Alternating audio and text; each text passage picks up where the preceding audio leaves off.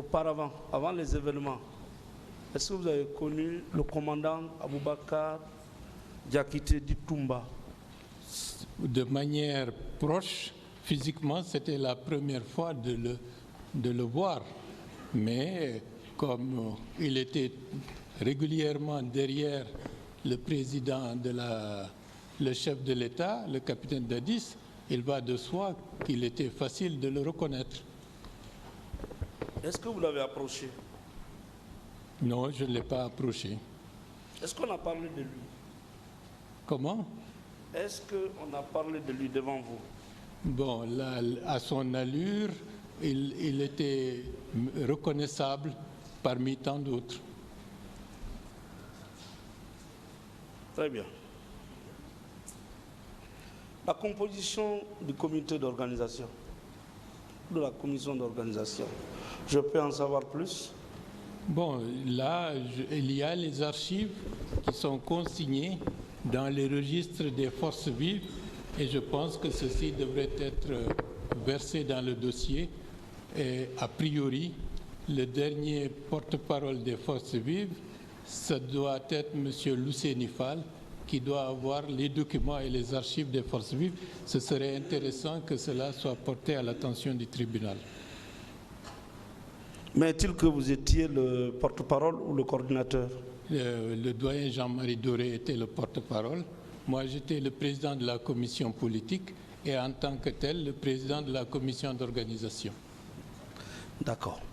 L'organisation de cet événement a pris combien de temps? Bon, peut-être 2 à 3 semaines. Pour le meeting au stade? Non, l'organisation de cette manifestation, ça ne nous a pas demandé un effort exceptionnel. D'accord. C'était surtout l'information, mobiliser la population sur les objectifs assignés et la manière de s'y rendre de manière pacifique pour montrer que l'écrasante majorité de la population guinéenne, à l'échelle de Conakry, est contre une dictature militaire et pour la démocratie. Très bien. Donc l'objectif de la manifestation ou du meeting, c'était de s'opposer à la candidature supposée du président capitaine Moussa Dadis Camara. Entre autres, mais c'était surtout montrer la légitimité du combat que menaient les forces vives nationales par rapport à la nécessité d'aller dans le sens de la démocratie et de refuser la confiscation du processus de transition par le CNDD. D'accord. Donc cette lutte était noble. C'est la raison pour laquelle je considère que tous ceux qui sont tombés sont des martyrs de la République. Très bien. À la veille, aviez-vous tenu une rencontre ou des rencontres le 27? À partir du 23, les lettres étaient parties. Il n'y avait plus aucune raison exceptionnelle de convoquer une réunion. Et donc le processus était déjà lancé. Et le reste, c'était de vérifier si tout ce qui était indiqué, le fait que les responsables de première ligne sont sur place. Et c'est dans ce contexte que j'ai vérifié si M. Alpha Condé est présent à Conakry, si les organisations syndicales sont toujours partie prenante, si certaines organisations de la société civile également, et j'ai constaté quelques défections à ce niveau-là. Bien. Et le point de départ, c'était au domicile de M. Feu Jean-Marie Doré.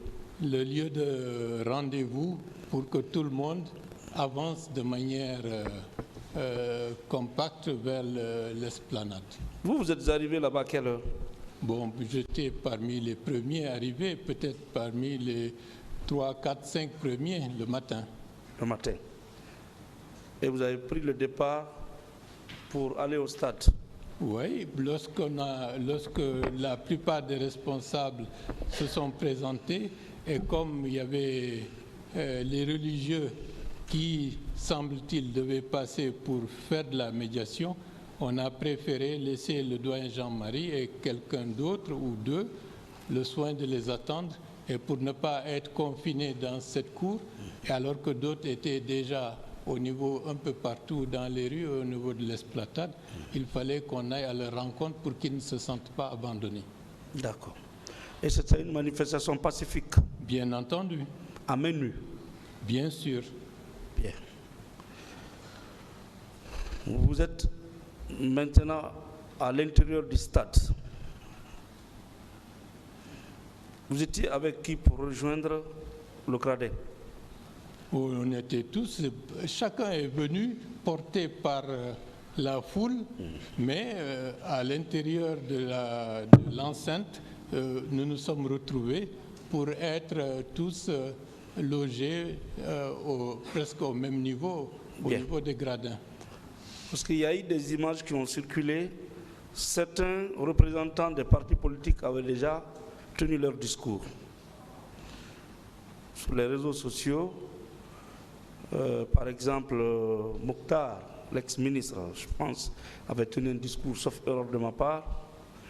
Le président Sellou également, je crois que c'est au moment de son discours que feu Jean-Marie Doré a fait son apparition, sauf erreur de ma part. Bon, je n'ai pas en mémoire la chronologie des faits, parce que moi j'étais assis et je ne pensais pas... Est-ce que vous avez le droit de prendre la parole là-bas, ces jours-là? J'aurais pu prendre la parole. Vous étiez un des conférenciers ou... Il n'y avait aucun mot d'ordre, aucune liste qui était préparée à l'avance. D'ailleurs, même le fait de tenir un discours dans ce stade, à ce moment-là, de manière inaudible, ne présentait aucun intérêt. Est-ce que vous avez vu des dames là-bas ces jours-là? Bien entendu. Vous avez reconnu certaines? Bien sûr. Telles que celles qui sont passées à la barre avant vous? Bon, certains qui ont été blessés, qui ont été violentés, je les ai vus au niveau du stade et par la suite, comme on ne pouvait pas voir tout le monde, certaines d'entre elles, je les ai vues au centre mère et enfants qui étaient dans un piteux état. Ok.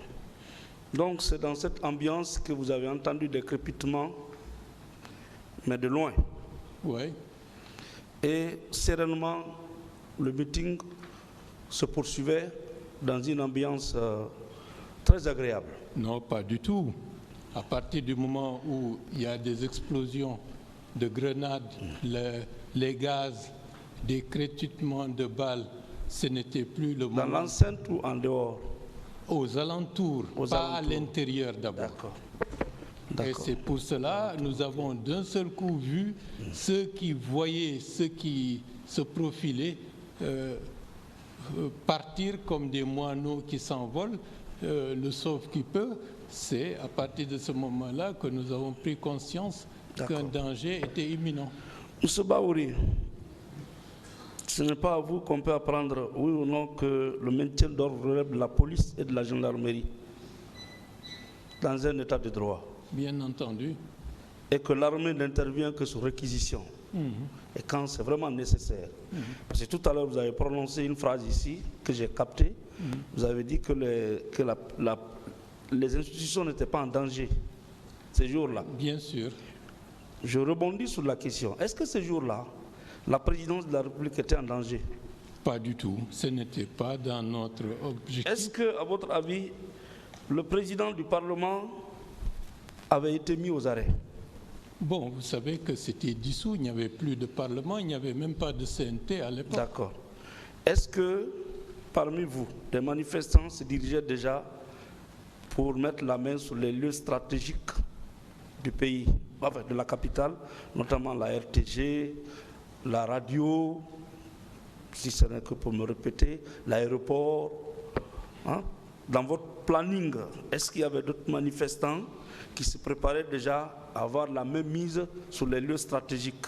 Avec des mains nues, je pense que c'est même absurde. Et dans le cadre de l'organisation, ceci était nettement pas dans nos calculs ni dans nos objectifs. D'accord. Le seul objectif, c'était de manière physique de montrer que l'écrasante majorité de la population, à travers des images, à travers cette foule compacte, n'était pas en faveur de des attentes du Donc CNDP. c'était tenir le discours et rentrer. Le discours n'avait même pas de sens. Ce qui était intéressant, la légitimité populaire, par une présence massive des Guinéens venant de tous les horizons, c'était l'objectif et c'était ça notre forme de référendum du 28 septembre 2009. Et pas plus. Ouais. Bien. À la veille, si l'armée avait fait une réquisition, est-ce que la manifestation aurait pu se tenir?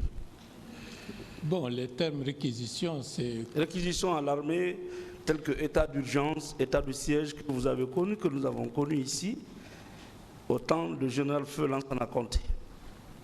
Bon, peut-être, on ne sait pas. Ça faisait baisser la température. On ne sait pas. Et ça cassait l'allure ou la colère des citoyens. Ça aurait pu être possible. Mais dans ce cas, il n'y a pas eu d'état d'urgence, ni d'état de siège.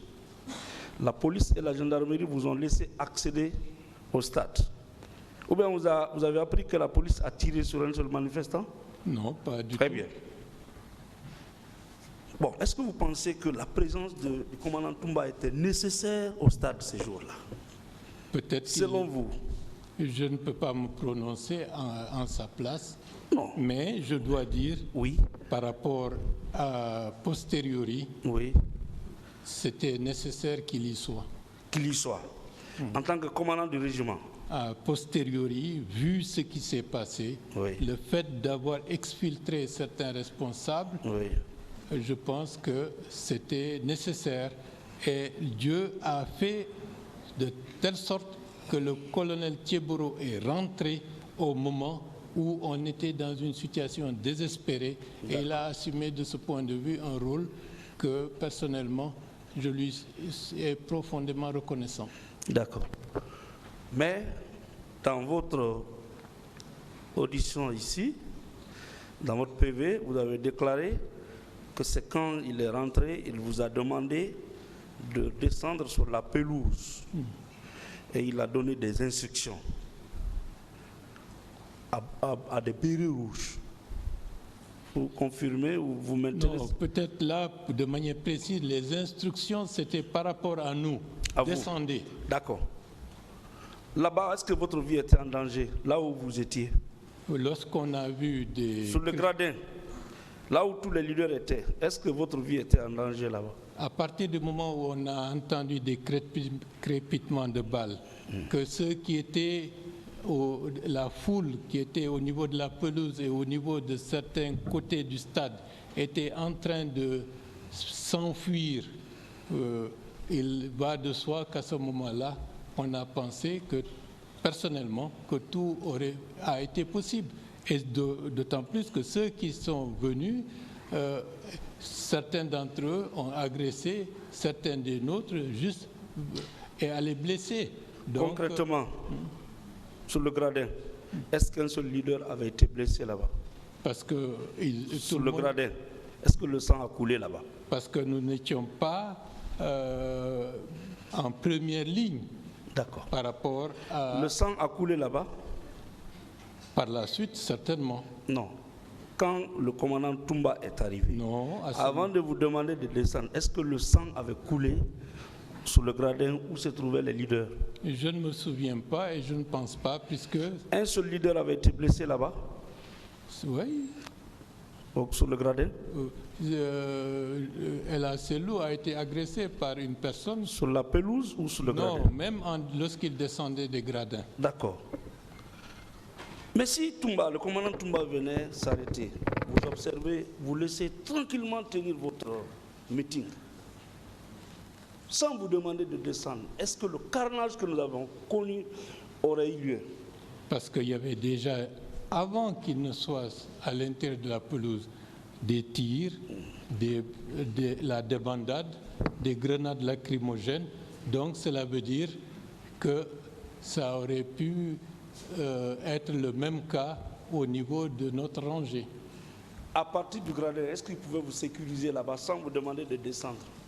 Et, bon, les circonstances qui ont prévalu, c'était de nous faire sortir. Maintenant que vous êtes descendu, le président Selou a pris un violent coup, il s'est évanoui, il a perdu connaissance. Oui ou non? Vous également, vous avez été blessé. Le président Sidia a été blessé. Docteur Diané, blessé. Mokhtar Diallo, monsieur Mokhtar Diallo, également blessé. Pour le moment, je ne cite que ces noms. Bon. Vous pensez que c'est quelqu'un qui était venu vous sauver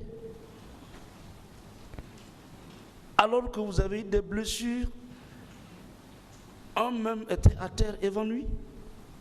Lui, il était venu pour vous sauver? En tout cas, ceux qui sont partis avec lui ont eu la vie sauve. Non, à l'instant T. Il était venu pour vous sauver? Et je pense... Alors que le sang a coulé? Si je peux me permettre, s'il n'a pas pu sécuriser ce petit monde autour de lui, c'est qu'il n'était pas entouré par ses hommes. D'accord. Le tribunal appréciera. Néanmoins, lui, commandant du régiment, chargé de sécuriser le président de la République, abandonne le président, vient au stade. Il y a des morts d'hommes, les leaders sont blessés. Pourquoi, selon vous, il a donné la priorité aux leaders alors qu'il y avait d'autres citoyens qui étaient là, qui pouvaient être sécurisés? Peut-être c'était au-dessus de ses capacités de pouvoir le faire. Donc, il a privilégié des personnalités qui, d'une manière ou d'une autre, leur disparition aurait engrangé peut-être beaucoup plus de violence et une déstabilisation du pays. Ok.